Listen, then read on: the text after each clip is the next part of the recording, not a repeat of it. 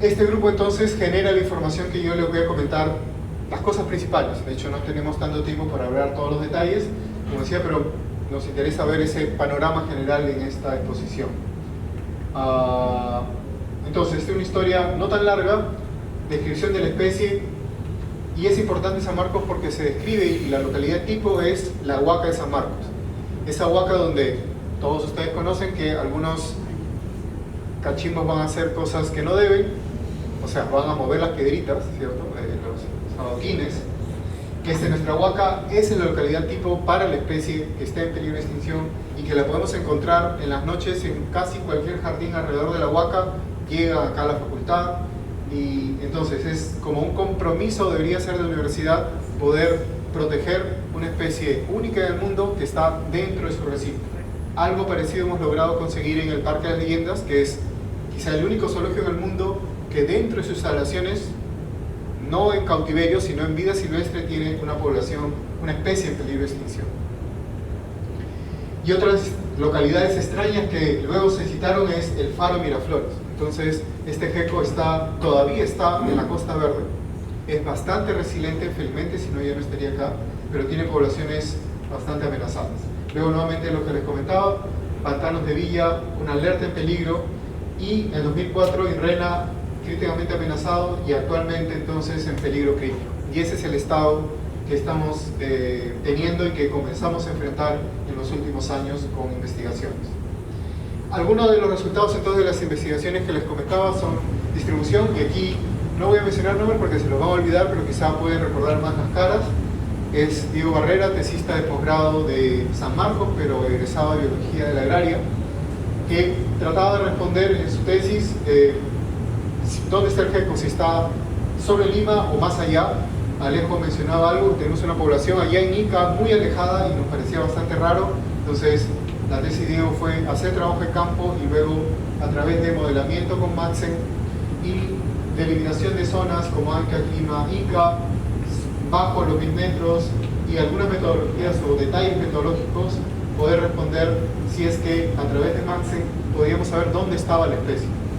Y el producto de la tesis, el producto principal, es este mapa. Como vemos, esta zona en verde, como mencionamos aquí, está presente la especie. Los puntos rojos son los registros propiamente. Pensamos que ese un modelo también podría estar por acá y quizá también aquí en Chincha. Entonces, tiene una distribución limitada conocida hacia Lima. Hemos hecho algunos estudios preliminares aquí y no lo hemos encontrado, por lo menos todavía. Y en Chincha sí hemos encontrado, pero todavía no sabemos si corresponde a esta especie o no, o podría ser una especie diferente. Por eso el asterisco con Chincha. Entonces, aquí hemos utilizado trabajo de campo con registros como el que Alejo expuso, pero hemos ido un paso más allá para poder modelar y tratar de ver dónde más podría estar, para poder definir la distribución, a pesar de que es una especie difícil de registrar, es nocturna, bastante pequeña. Otro de los resultados que tenemos de las investigaciones en los últimos años es en 3 poblaciones, Huaca Mateo Salado, Huaca San Marcos, Huaca Parque de las Leyendas, de información de dinámica poblacional. Si a ustedes no les suena, dinámica poblacional es difícil tener información de dinámica poblacional porque Sol, tesista de pregrado de Cayetano, y Jesús, tesista de posgrado de San Marcos, tuvieron que ir 3 noches por Huaca por entre 9 y 12 meses para poder tener un estimado poblacional confiable. Y aún así, estos son San Marcos, puntos rojos, azul, Parque de las Leyendas, y los tamaños de los individuos que van desde 19 milímetros a menos de 7 milímetros. Para quien no es herpetólogo, consideramos solo el tamaño de la punta del hocico a la cloaca, no consideramos tamaño de la cola para el tamaño corporal. Y como vemos, van fluctuando, y quisiera que vean más o menos a grandes rasgos, pero como una bajada del promedio aquí y luego comienza a subir nuevamente.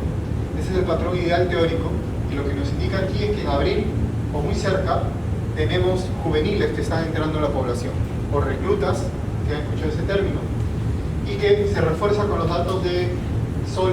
Estos son los datos de Jesús en San Marcos y Parque de las Leyendas, y estos son los datos de Sol en Mateo Salado, otra población, donde también comenzamos a tener estos cambios en el número de juveniles. Como ven, están muy bajos aquí, y el promedio de número de juveniles comienza a aumentar en marzo y abril. En 2 poblaciones aquí y en una tercera población acá, que nos indica una reproducción, un reclutamiento primavera-verano, cuando hay calor, y además nos habla también de tener un dimorfismo sexual mayor tamaño en hembras que en machos, que no voy a entrar en detalles, pero que sustenta un poco la regla de range que aplica para estos animales pequeños. Y otro dato interesante, con estas estimaciones de estas 3 poblaciones de estos tesistas, entre 500 y 400 individuos en estas poblaciones, y son las poblaciones más grandes que tenemos. Una población que no hemos evaluado nosotros, pero creo que valía la pena colocar, acá están los autores, Fernando Valdés, de la Ricardo Palma y colaboradores, tienen algo parecido en Puquiana, que es Miraflores, picos de juveniles hacia marzo-abril y picos de hembras grávidas un poquito antes, meses anteriores. Entonces lo que tenemos acá son grandes variaciones poblacionales en Puquiana, más juveniles en abril, hembras grávidas a final de año, reproducción en verano, como decíamos, y que nos habla entonces de una similaridad entre las poblaciones de las huacas de San Marcos, las huacas del Parque de las Leyendas, las huacas de Mateo Salado y Puquiana. Tienen un patrón bastante común, a pesar de las diferencias entre las poblaciones y los impactos que enfrentan, todavía mantienen ese estado natural en la dinámica poblacional y en la ecología reproductiva. En diversidad genética no es mi tema, yo soy ecólogo, creo que no les mencioné, pero entonces yo voy a presentar un poco compiladamente la información que generaron Juan Fresteves y Jorge Ramírez con el GECO de Lima. Calcularon una diversidad genética menor del 15%, que para quien no es versado en el tema es bastante baja. Entonces, la diversidad de varias de las poblaciones, se analizaron 10 de las poblaciones conocidas, es bastante baja. Y para solo 4 poblaciones, las mayores, donde teníamos un N mayor, se calcularon índices de endogamia, es decir, qué tanto había cruces entre ellos, en individuos muy cercanos. Como sabemos, endogamia es malo, mientras mayor índice de endogamia, la población es menos saludable. Y acá también entonces tenemos un índice de endogamia y un coeficiente de endogamia, que los dos están apuntando a estas poblaciones. Están aisladas, no hay mucho flujo génico o no existe flujo génico entre las poblaciones, y han pasado por un cuello de botella en un momento que las ha limitado mucho, y que en un análisis de medibilidad poblacional, quizá han visto esto teóricamente, uno de los programas que se utilizan es Vortex, pero saber, si yo tengo una población de 10 individuos con las condiciones ambientales que conozco, ¿cuántos años demoraría en extinguirse? N inicial de 50 individuos en una población inicial de 50 individuos, de 100, de 200, de 500 o 1000, y las noticias son muy preocupantes. Para poblaciones de 50 individuos, la ventana de tiempo que se tendrían para sobrevivir serían 10 años. Para poblaciones de 500 individuos o más, no más de 15 años, más menos. Entonces, hasta las poblaciones más grandes que conocemos de la especie, según este análisis del Vortex, de este análisis de habilidad poblacional, sería bastante complicada la sobrevivencia para muchas de las poblaciones y de las pocas que existen para la especie.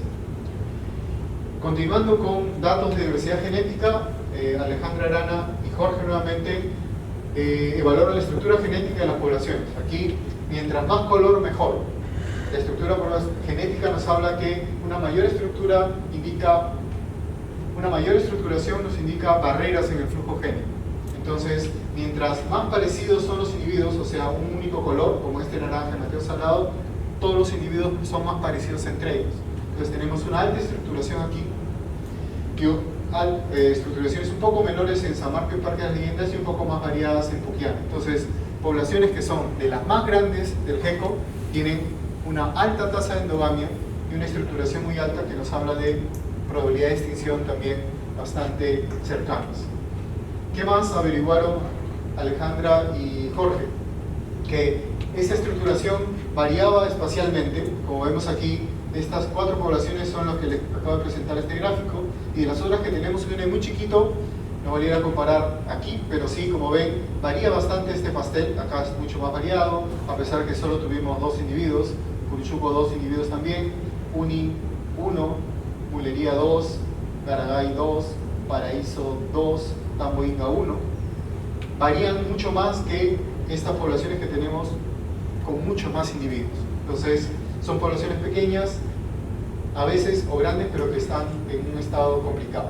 Entonces, evidencia de estructura genética poblacional, alto grado de diferenciación en algunas de las poblaciones, y la urbanización aparentemente está produciendo barreras que podrían ser insalvables. A primera vista, entonces, nosotros tenemos la culpa, Lima creció muy rápido, y es verdad, pero un dato muy interesante es que las mayores reducciones poblacionales, y esto se hace con molecular, para los que no son moleculares y solo ecólogos o zoólogos, de herramientas moleculares son muy útiles para conservación y complementarlos en sus estudios. Acá, los cuellos de botella más marcados que se han identificado con estudios moleculares han sido, no ahorita, cuando empezó a crecer Lima a inicios del siglo pasado,